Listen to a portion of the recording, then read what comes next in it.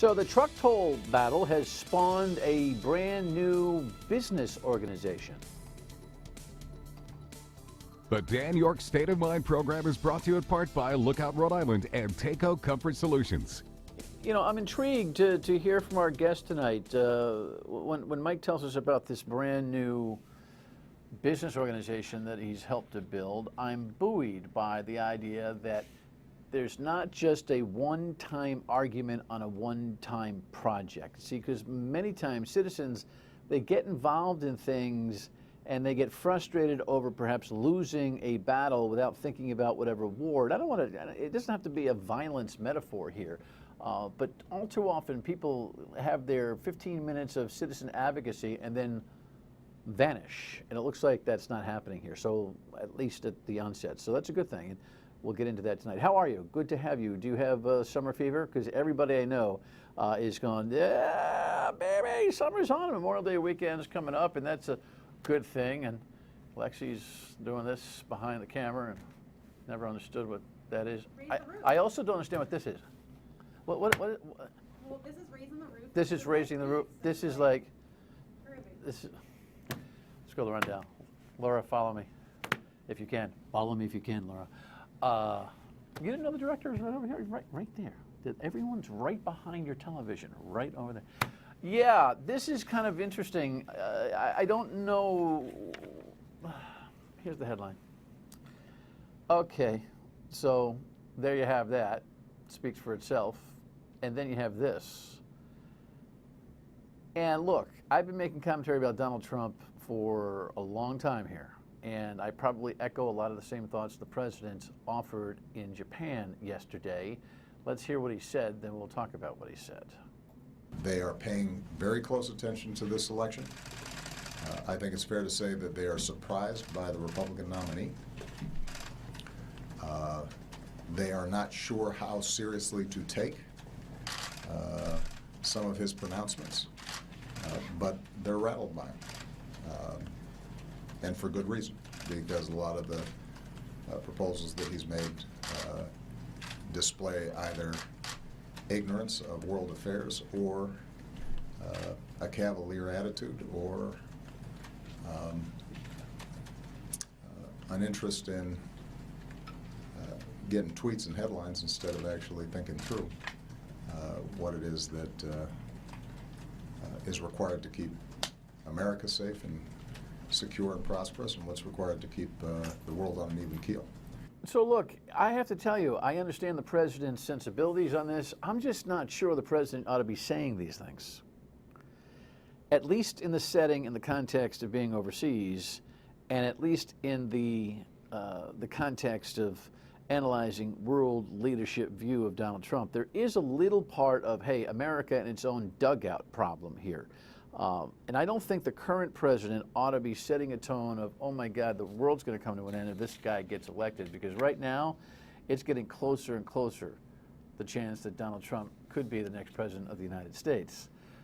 Look at this. This is interesting. So Bernie wants another debate with Hillary, but these two may get together anyway. They've both conceded in the last 24 hours that they would like to have a debate together. And he asked, well, what is that for? Well, Trump's all about ratings. I will tell you, Bernie Sanders having a club fest with Donald Trump could have an impact on the democratic process before it's all over. Superdelegates, what's happening with the FBI, what's going on with Hillary's email issues, all that is not yet completely resolved. So stay tuned. It's a very fluid situation still, at least on the Democratic side. But that would be something else if those two got together. It would be extraordinary. Well, the whole cycle's been extraordinary. Back here at home, this is kind of a two-day-old story, but we didn't get a chance to kind of get into it yesterday. Here's the story that Perry Russum ran as a follow-up to the state representative's paperwork problems. 29 corrected it. Representative Anastasia Williams says she was multitasking when she incorrectly filled out her yearly financial statement for the state's Ethics Commission. Do you always multitask when you fill out forms for the Ethics Commission? I multitask many times. Eyewitness News began pouring through Ethics Commission reports last week after State Senator Jamie Doyle acknowledged financial statement errors on his report. He amended his. We took a closer look and discovered 1 in 4 state lawmakers since the start of this month amended their statements for the Ethics Commission, including Representative Williams. On her yearly financial statement, Williams wrote NA, not applicable, under the question of whether she receives more than $1,000 as an income from any source. It's a witch hunt. You know, you're looking for a story that doesn't exist. Well, innocent hold on, Rep. and The story innocent, does exist because you did make an error. And that's it. I made an error. Nearly 4 weeks later, Williams corrected the error, writing she works for the city of Providence. She also disclosed she is the chairwoman of the John Hope Settlement House, a nonprofit that lawmakers awarded a $300,000 grant to this year. This isn't the first time Williams has made the error. In her 2012 financial statement, she also wrote NA under the same question. We found no records of any correction being made. I'm not aware of a form being incorrectly done in 2012. And if so, I believe that it would have been brought to my attention to do the correction. Well, I don't know about the diligence from the Ethics Commission. It's been somewhat neutered over the last handful of years. But, you know, Anastasia's belligerence over this is what's caused the reaction that she's received, including this filing by the GOP. The party has filed an ethics complaint against her based on these paperwork errors. Now, look, it's not like she was taking a brown bag of money.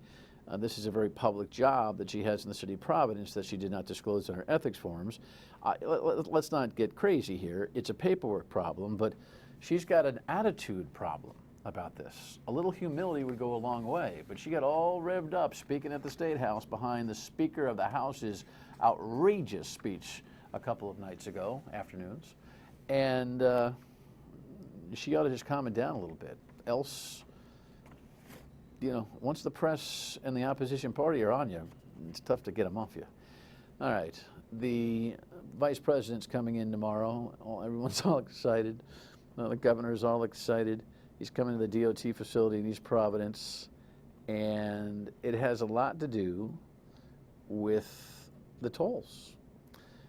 This roadworks project will be endorsed reportedly. I don't know what he's actually going to say, but the roadworks project will be endorsed by Joe Biden, and it seems like there's a lot at stake here, that other states in the country are looking very carefully at what's happening here for exclusive truck tolling because of the resource challenges that each state has for infrastructure improvements. And so that's an interesting segue to Mike Collins, who is now running a brand new organization. Good to see you. Good to see you. Thanks for having me. You bet. Thank you for coming. Before we get into the Gaspee Business Network and what you've developed here, any thought on Joe Biden's visit tomorrow, the roadworks program, and how your advocacy is going?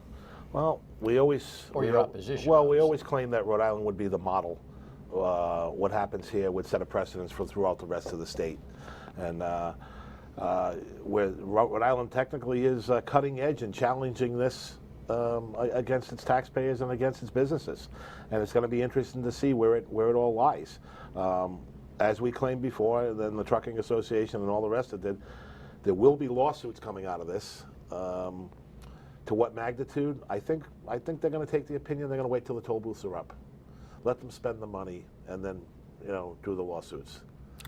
All the toll booths. Yeah, that would make more sense. Well, there's a little bit of a cat and mouse game going on right now, right? Because the DOT is talking about using the current gantry machinery that they've got from the Sakonnet River Bridge that no longer is necessary because of that tear down, and bringing them over onto 95 in a location and seeing what happens and wondering whether or not, by the way, Mike's a trucker, you own a trucking company. Your trucking company is? M&D Transportation. M&D Transportation, which got you into this whole conversation in the first place. But the Rhode Island Truckers Association, the American Trucking Association, guys like you, have kind of proffered that you're going to wait till they put them up, but they're like, oh, well, maybe we'll just put one up and see if you take the bait and sue. Is there another thought process here? Well, they're going to put the bait up and test the waters and see what they drive for traffic. The ultimate, there's still only one question that's still going to be answered out of this whole situation, and it's not whether they're legal or illegal. It's that they don't have the truck number to substantiate the $45 million. That's the magic pill. I've been claiming that. I've ran those numbers. You don't think the business plan works? The business plan does not work. It's so set up for gross But failure. the lawsuit won't be on a faulty business plan. There's no grounds for litigation. No, it's there. prejudicial. The lawsuit's about discrimination against the trucking Absolutely. industry. It's prejudicial towards one class of truck, Class 8 truck, which, if people aren't aware of, that would be a 5-axle tractor-trailer combination, okay? Which could conceivably be anywhere from 35,000 to 80,000 pound GVW, okay? So a prime example is a cement mixer in this state takes more weight. They get a special permit. They're 100,000 pounds, and yet we're getting tagged for it. So your dump trucks and everything get this special permit. They pay a couple $100 for it, and the over-the-road tractors or your general freight people are getting tagged for this whole bill. Right. So in sum on this, are you telling me that there's a current murmur amongst you guys in the trucking industry that you'll wait until the entire system is erected? Yes, yes. It would stand to reason let them spend the money. Either way, they're going to spend it. You smile mischievously, but I will tell you, Mike, that it's your money too. It's my money. Absolutely. You don't want to offer a preemptive strike to. We've tried, and we've given. What's going to happen is, right?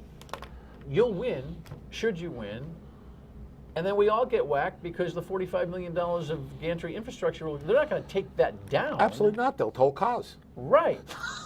So, do you lose for winning? Well, it's kind of damned if you do, damned if you don't, isn't it? But I mean, like I said, when somebody can answer that immediate question, and everybody seems to avoiding this, and my main question still comes down to what happens when you don't make the economic numbers. You're looking for $45 million on truck traffic, and I'm telling you it's physically impossible. And no one is yet to address that. All right. We'll talk a little bit more about this, but since he's gotten into the game, there's a new organization that has spawned. That's the real reason for my Absolutely. We'll be right back. Stay with us. So this truck toll opposition advocacy, if you will, has morphed into this. Take a look. An advocate for small business, a Providence Business News headline there, and there's Mike Collins in that piece, and we've got pamphlets here now and all sorts of things. This is the latest on the Gaspee Business Network, and you got stickers. Each will be on the back of your car. You know, the stickers. And what is the Gaspee Business Network, and how did it start? Well, spending all my time at the State House and during the roadworks thing, I realized that business was never properly represented up there. How dare you? The Chamber of Commerce is up there all the time. Well, yeah, you're right. And 1,069 members, and if I remember correctly, the last time I was on, we had one Arnold Bromberg here with us, and Arnold, who owns Benny's. Lori White never even gave Arnold the decency of a phone call, being one of the Chamber's oldest members, and asked their opinion on roadworks. And I took something out of that day, that there's no wing up here speaking for business. We learned that the lobbyists will only go so far, and then they sell you short for their own personal interests, and we've seen that happen in the Trucking Association. The independent contractors saw the same thing. And I sat there for quite a few nights with other business guys, and I said, when this is all done, we need to get together and put an association together to learn to speak for ourselves. And I want to make a network, or shall we say, a cooperative of all the business, that partnerships, that we can all voice our opinions on the same things, the taxes, the fees, whatever it may be that day, and actually take action against this. So with our money, all our money, there's no salaries. I have a steering committee made up of businessmen like myself, all volunteers. We charge a minimal fee of $200 a year to become a member. All the fees, there's no salaries, there's no nothing. All the fees go towards advocacy, voter education, maybe a little doc money, literature, so on and so forth. And together, the strength in numbers, Dan. You have to know what dark money is, folks. Dark money is a joke. Representative McNamara was very upset, the Democratic Party chair, a week or two ago, when he was talking about dark money, like Koch brothers money, like the secret money that buys ads that says bad things or says critical things, rather, about candidates and argues issues. You are incredibly refreshing because you've got throughout this entire thing, you've had a real sense of humor about the arguments that you've made. The arguments that you have made, by the way, on a pro forma basis for the truck tolls are probably the smartest arguments that exist on the record right now. Thank you. And somewhere along the line, someone's actually going to have to look at the numbers that you have presented and the questions about projections that you have asked and try to jive those two things together. But you've maintained a sense of humor. What I'm impressed over is what I said at the top of the show, which is all too often, as I've chronicled one issue after the next, one cycle after the next, year after year, 16 years here in Rhode Island, 15 years in Massachusetts, same thing. When I was a Cub reporter in New Jersey, same thing. A citizen will see something that affects them, gather like-minded individuals, yell and scream, maybe win, maybe not, but usually slink back into what is their everyday routine. This is very different. Absolutely. So I got to give you a lot of credit. Tell me what your disposition is about stick-to-itiveness and forming this group. And was it a light bulb that went off in your head? Did you guys all go out for a beer one day and say, you know what, we got to keep the gang together? What was it? To be honest with you, I sat down at State House and I started watching a thinning herd, and it was pretty disturbing. I mean, people rolling over and like almost admitting defeat. And that's not in me.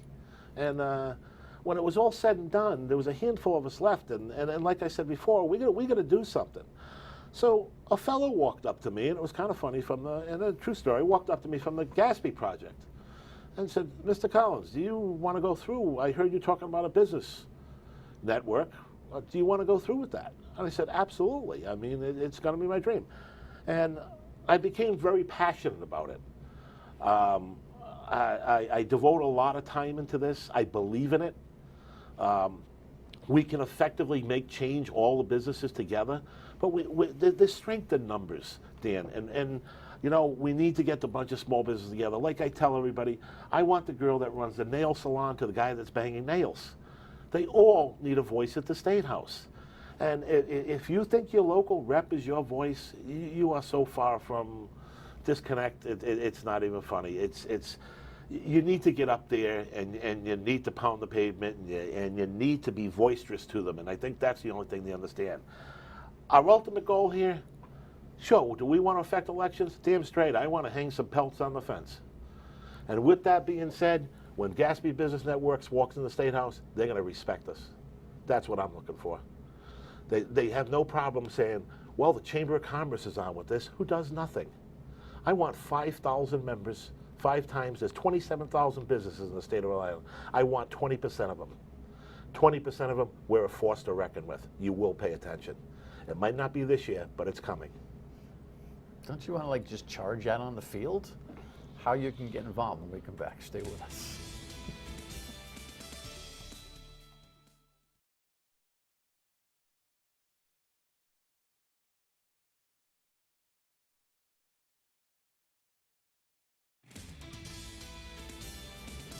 So this is the website for the Gaspee Business Network. So look, you got the flyers, you got the stickers, you got the website.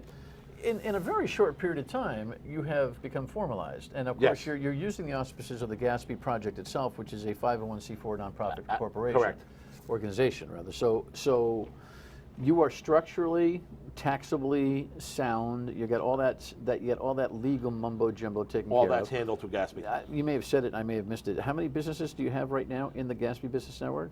We're doing very well. I don't want to give a number out because I just. Well, you tell me what your goal is going to be. Our goal is 5,000. Our goal is 5,000. We're gaining traction every week, shall we say? Okay. It's. Well, I mean, listen. I couldn't be more supportive, but I don't know why you're hedging your bets on telling me where you are right now.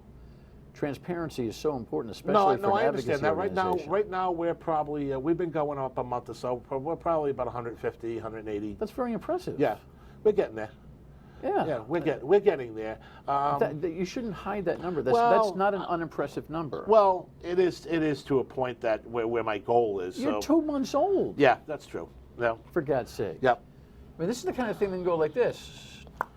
I hope it does. That's what we're hoping for. And as you get bigger, you'll have challenges because not everyone's going to be on the same page on the major issues of the day. So tell me what the Gaspee Business Network thematic is going to be.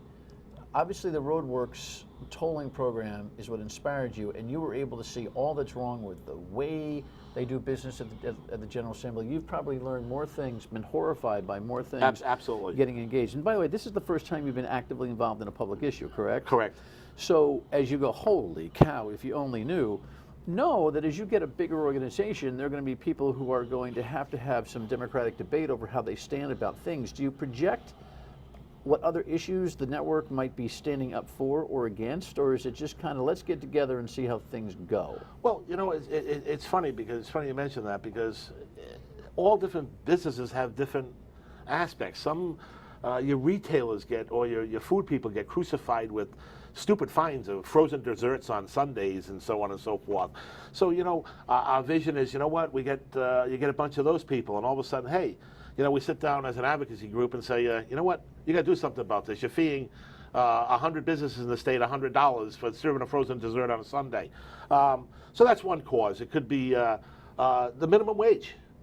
The minimum wage in this state is going to be detrimental to small business. You know, there's some businesses that are just barely operating or making it, and then you want to increase the minimum wage. And it's not so much the minimum wage. No one really gets that. It's the spread variance from the minimum wage that all other businesses. So hypothetically, if somebody makes $20 an hour and they're $10 an hour over minimum wage right now, and you increase minimum wage to 15, now you've got to bring that employee to 25 to keep him comparable to where he was before. So. Yeah, no, it makes sense. As you grow and go, it's going to be fascinating to see how this works, because as you get sectors of the business community forming inside the Gaspee Business Network, you could have some conflict and battle, and that's okay. It's okay. You know, but down the line, you're going to have to set up some kind of structure for being able to meet out and negotiate a Gaspee Business Network position on issues where maybe everybody doesn't agree. It's going to be interesting. Yes, it is. It's going to be interesting. But you know what? We never want to lose focus that every business is going to have their voice.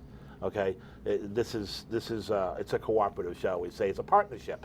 So and it's organic. And it's very organic. Yeah. You know, and well, it's a good thing. And we're just going to keep in touch as you go. No, people thanks. get involved. How? What do they do? Well, we got an open house on June 23rd at the Radisson. It starts at 5:30. Like everyone to come, tell you a little bit about Gaspee, what we stand for, what we're doing, what our future is. That's later in June. June what? June 23rd at 5:30. Right. Well, you know what? Between now and then, we'll. What's today's date? May 20th. We'll have you back, and we'll give it a little attention, because I'd like to see this thing track. You know what?